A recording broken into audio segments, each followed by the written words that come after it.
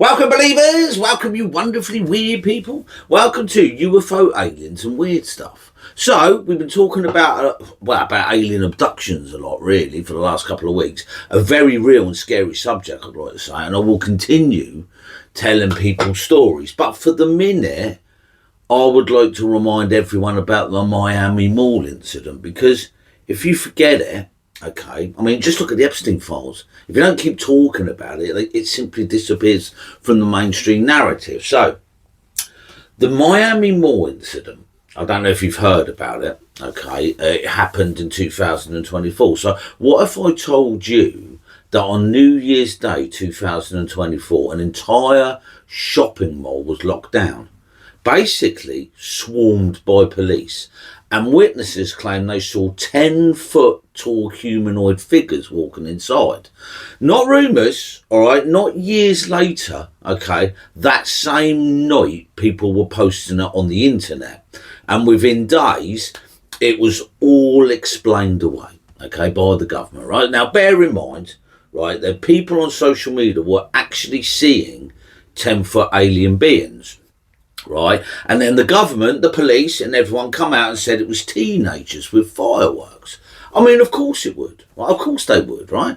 Have we ever known the government, to be honest, right? But the people that were there say that's not what they saw, all right? Now, it happened in Miami, Florida, early evening. You got a picture, I suppose, right? Just a simple shopping mall.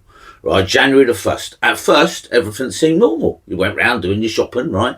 Then the calls started coming in, right? There was reports of a disturbance going on. Teenagers fighting, apparently. Fireworks going off inside the mall, right? But according to witnesses, that's not what happened, right? Police were dispatched. That should have been the end of it, all right? If it was just teenagers with fireworks, right? That would have been routine. That would have been contained, and it would have been forgettable, all right? We wouldn't be talking about it now.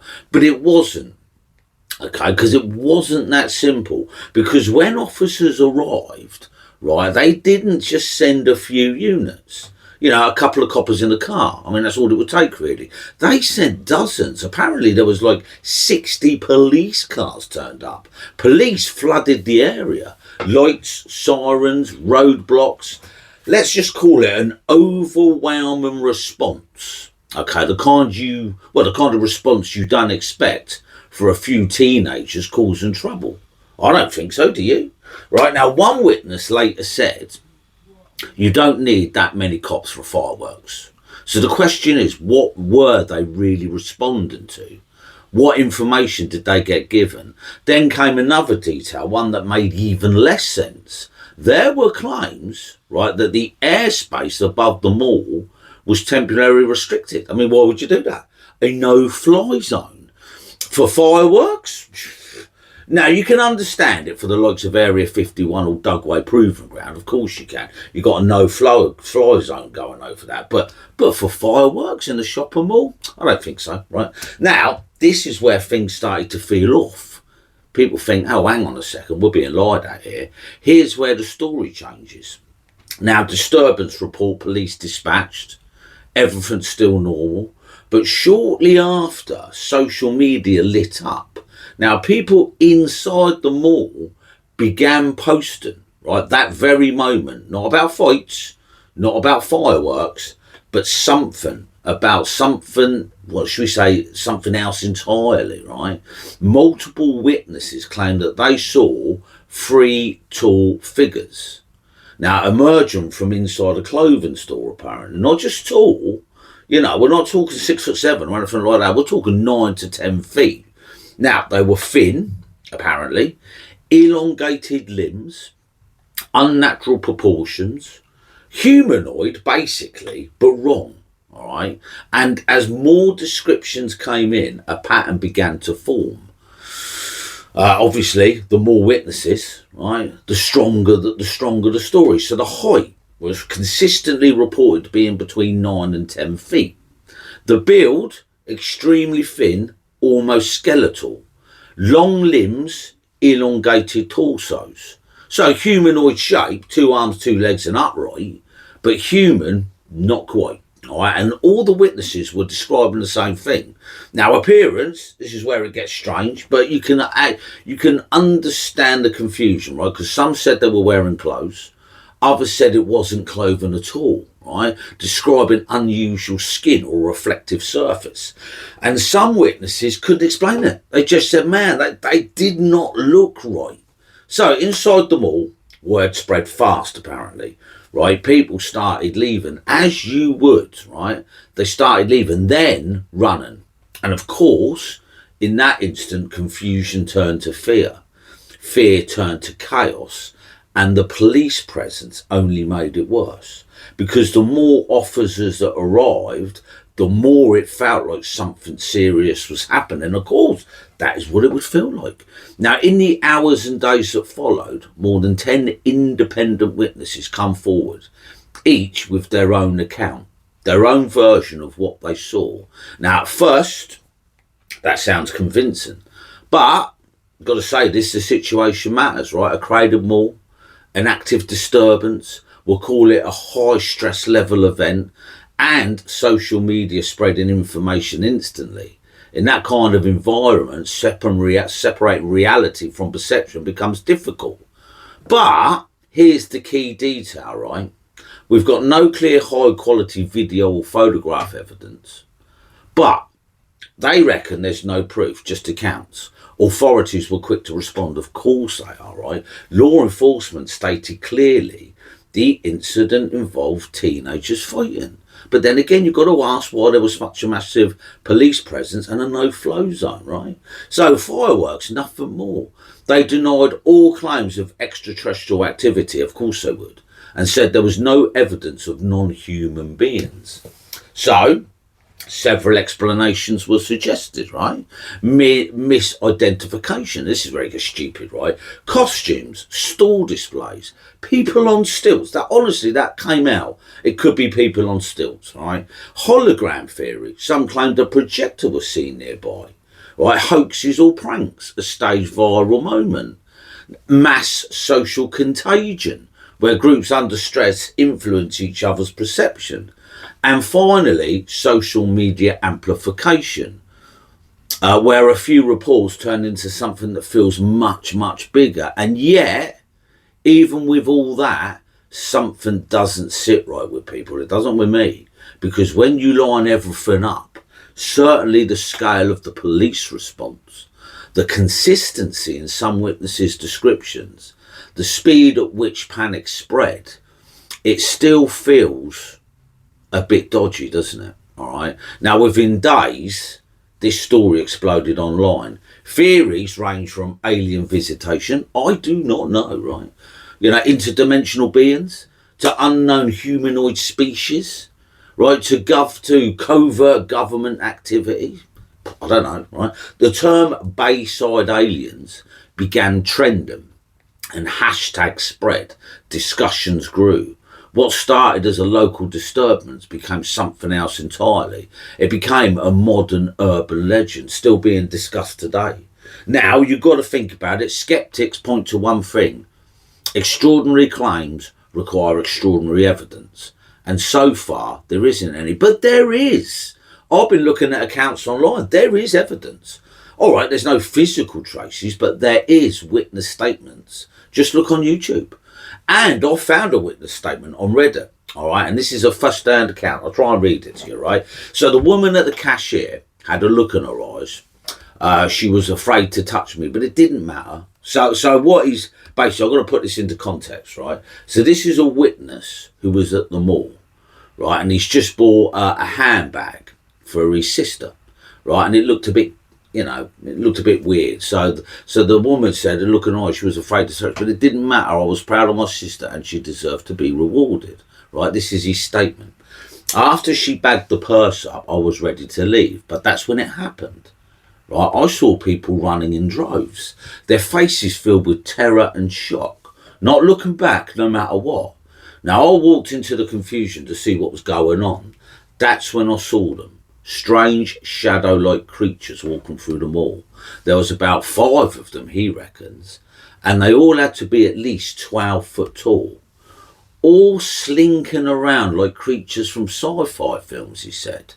Now, with a fight or flight response, I turned to join the crowd in running, dropping my sister's purse like it was yesterday's trash. But as I began running, one of the creatures towered above me. I stood frozen in terror. The entity looked down on me with purple orb-like eyes. Before I knew it, it began to float up into the air. Well, he said I began to float up in the air. The strange being lifted me high enough to match eyes with it. Now, he says the smog-like substance it seemed to be made of began flooding my mouth and nose. I thought I was a goner. But oddly enough, I could still breathe. So in my head, however, my mind began playing thoughts like a movie. From my childhood all the way to adult years, all the good, the bad, I relived it all in a single moment. At first, I thought it was my life flashing before my eyes, but I soon realised that this being was watching with me, learning everything it could, even going through my darkest and most vulnerable thoughts. And he continues, after what seemed like forever, I was placed safely back on the ground. I stood there in shock as the smoky creature slinked away and disappeared, joining the other creatures that had invaded the sprawling shopping centre. Once it was over, I sprinted out of the mall, honestly feeling violated and terrified by the whole experience. Outside, cop cars lined the streets in unbelievable amounts. There was no doubt in my mind they had to be preparing for war in an attempt to protect and drive these horrible invaders away. But sadly, I will be sorely mistaken.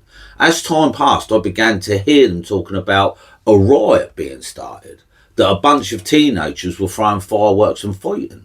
Now, I was naturally confused. There was never any rowdy kids. There weren't any fireworks either, just ungodly beings not from this world. Why would they try to hide it? I would attempt to talk to several officers, but they didn't want to hear. They all blew me off and looked at me like I was insane. So that is a witness statement that I found on Reddit. So does this look like a perfect storm of confusion, fear and viral misinformation? I don't think so. Mass panic doesn't normally create the same story over and over again as well. So what really happened that night? Was it misidentification? I don't think it was myself. Was it a hoax? If it was elaborate, or something that briefly appeared in front of hundreds of people before disappearing without a trace. Interdimensional beings. I mean, that gets knocked about quite a lot, doesn't it? Because even if one of these witnesses is right, and they are telling the truth, then this wasn't just a disturbance, was it? It was something else, something we don't fully understand. Because let's face it, we don't understand a lot as humans.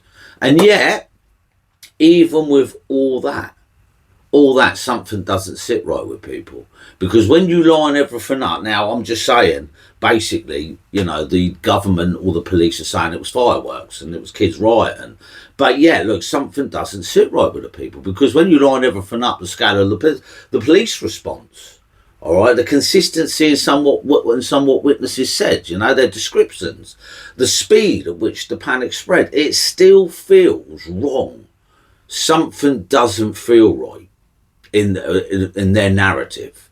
And what makes this more unsettling, right, if you think about it, this isn't the first time something like this has been reported, and it gives it some more credence, all right? In April 2023, if you remember, in Las Vegas, a family made a 911 call that would spark a similar mystery.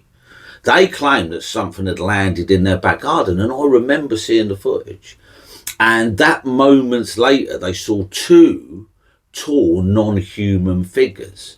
Right, now the witness, a teenager named Angel, described the being as 8 to 10 foot tall, very thin, grey-green in colour, with large eyes and a wide mouth.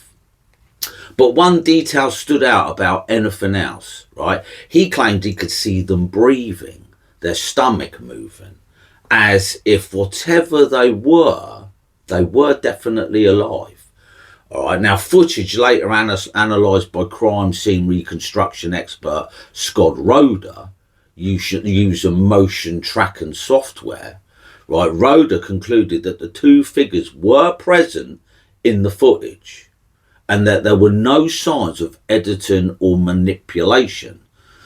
What strengthens it again, right? Some suggest the beings may have used a form of cloaking to interfere with what they appeared on the camera as. Others, of course, weren't convinced. Police responded to the 911 call. Body cam footage shows officers interviewing the family and searching the area, and of course documenting the scene.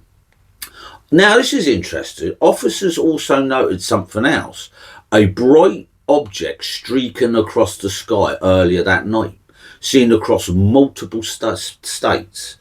Well, possibly a meteor or something else entirely. Now, despite the investigation, of course, no definitive conclusion was ever reached. Why would it be? But the family were treated as credible, all right, and the video spread online. Millions of views and debates erupted. Some believed it was genuine, and others call it misinterpretation. And that is the thing about the UFO subject. You will always get that. But once again, as I say, no clear answers, just questions. What was it? Well, is it true? Is it fake? But these are two separate incidents, two different locations, but both involving reports of, what should we say, tall humanoid figures, but both lacking definitive proof, and both leaving witnesses confused.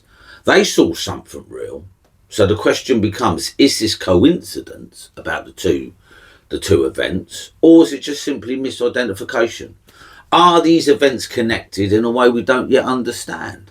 Because even if one of these cases is real, then something is happening, isn't it? Something unexplained, something we don't understand. And maybe something we're only just starting to notice because everyone is a walking film studio now. So, if you've seen anything like this, or you have your own theory, drop it in the comments. Because the more people speak out, the harder it becomes to ignore. And that is really important, isn't it? If you were there, all right, or if you've seen footage or accounts that I've missed or is rare, drop it in the comments. That will be fantastic. Well, look, what do you think of the Miami Mall incident? I know it's a year ago, but it's nice to refresh it and remind us about what happened that day. Right, so a quick recap. We have got loads of witnesses. There are a load of witnesses on YouTube. I mean, I haven't copied them into this because I'm not sure if you're allowed or not, all right? But yeah, there's a load of witnesses out there. And the one thing that makes this narrative fall apart for me, all right, is that there were 60 coppers turning up in their cars, right? 60 cars, so 2 coppers, that's 120 policemen surrounding the building for a bunch of rowdy teenagers. That doesn't sit right. So I'm not buying that narrative. I am buying the fact that there were up to maybe 5 interdimensional beings in the mall that day. And I believe the government knew it was going to happen. Do they have portals? I mean, can they tell if they're going to open? You know, now this is questions we need to ask, because obviously they turned up in force. They knew what was going on. They knew what they were turning up for. So, well, anyway, what do you think? Drop me a comment, like and subscribe to my YouTube channel if you can. That would be fantastic, right? And catch me on the next one. Thank you.